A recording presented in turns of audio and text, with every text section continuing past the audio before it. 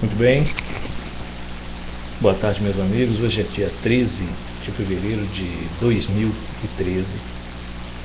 Estamos aqui mais uma vez para conversar sobre a nossa vida espiritual.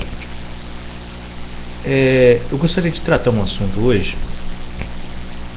sobre a nossa vida espiritual, sobre a nossa oração, sobre o nosso sobrenatural.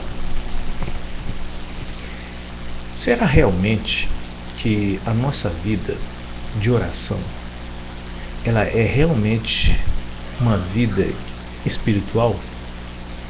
Ou seja, não sei se vocês estão me entendendo, mas eu quero dizer o seguinte: em todas as religiões cristãs, no meio católico, no meio evangélico, as nossas orações elas visam atingir o mundo espiritual, fazer com que o mundo espiritual se mova a nosso favor. Diga-se de passagem. Eu pergunto, será que essa é a maneira correta da gente atingir o mundo espiritual? Através de uma oração simples, e depois a gente tem condições de estar cobrando de Deus: por que o Senhor não me ajudou? Por que isso não aconteceu? Já vi tanta gente fazer isso. Eu mesmo já fiz.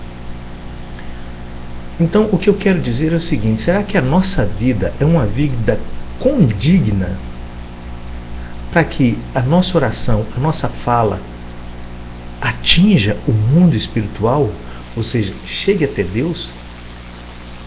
Será que a nossa oração está passando do teto? Será que quando a gente está orando, será que essa oração ela atravessa o teto? Existe a passagem na Bíblia que diz claramente que tudo que ligarmos na terra será ligado no céu, e tudo que ligar no céu será ligado na terra. Isso quer dizer o quê? Ligar é um ato de união. Se ligar é um ato de união, significa que para poder estar orando a gente tem que estar ligado com Deus. E eu insisto naquela questão de que o Evangelho é simples. É paz para os homens. Ama a Deus sobre todas as coisas e ao próximo como a ti mesmo. Paz entre os homens. O Evangelho nada mais é do que perdoar e amar. Perdão e amor. Essa é a mensagem simples do Evangelho. Agora, será que o Senhor Jesus estava preocupado mesmo, muito preocupado mesmo, com a nossa existência espiritual? Mais do que a nossa existência terrena? Sim, porque o que a gente vê hoje nas igrejas, que a gente vê hoje no mundo religioso, diga-se de passagem, religião não salva ninguém. Religião é simplesmente um conjunto de doutrinas que visa satisfazer as necessidades de um grupo de pessoas. O que salva é o Senhor Jesus, através da sua palavra, do seu evangelho pregado. Então, o que eu acho interessante é que se o Senhor Jesus ele veio para nos mostrar o caminho, somente o caminho espiritual das coisas, por que os apóstolos, em Atos dos Apóstolos, eles começaram uma comunidade de confraternização, onde todos dividiam o que tinham e todo mundo tinha tudo, e ninguém mais era dono de nada, mas todos eram donos de tudo? Comunhão, viviam em comunhão. Será que não é essa a chave do Evangelho? Tá, mas então quer dizer que o Evangelho ele foi pregado para uma vida terrena?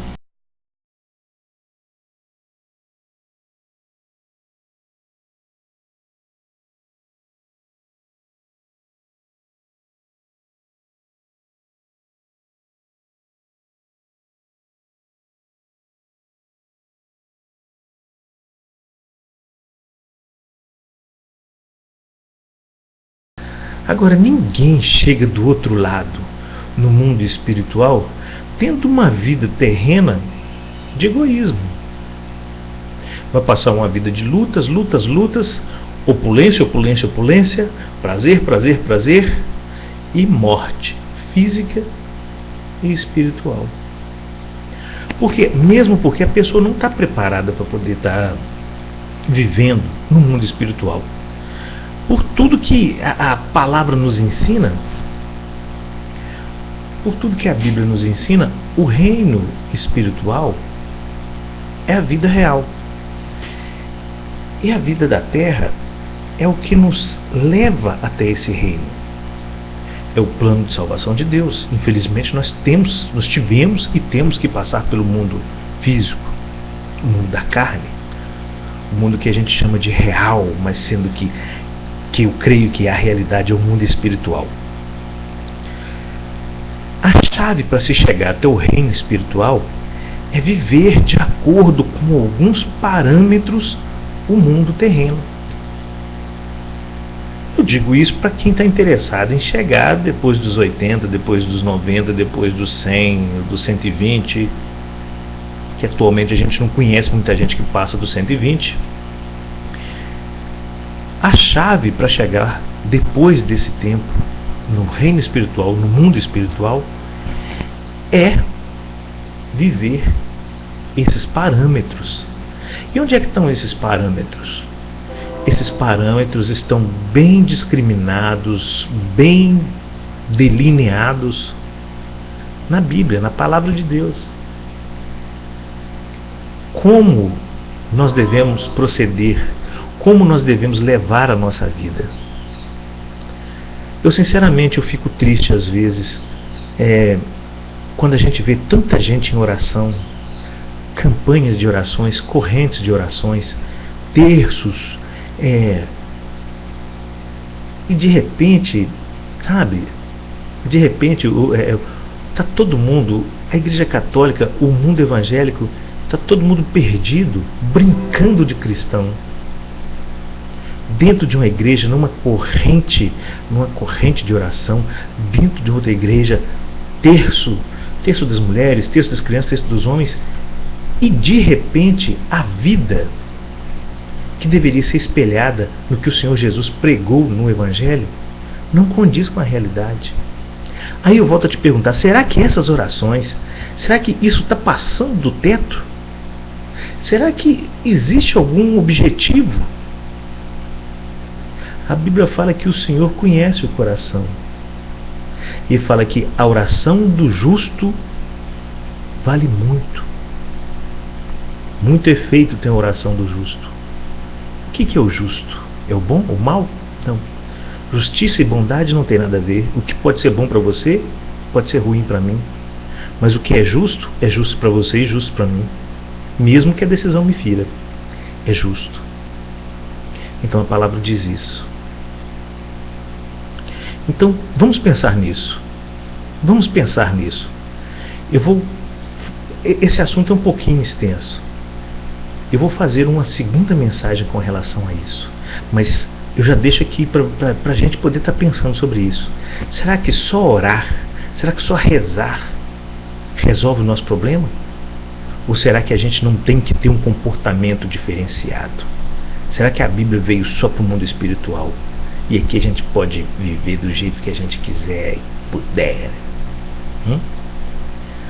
Vamos parar por aqui e a gente fala de novo sobre isso. Quem gostou do vídeo, compartilha e vamos passar para frente. Isso aqui não é nenhum estudo teológico, isso é um bate-papo, uma conversa entre amigos, tá bom?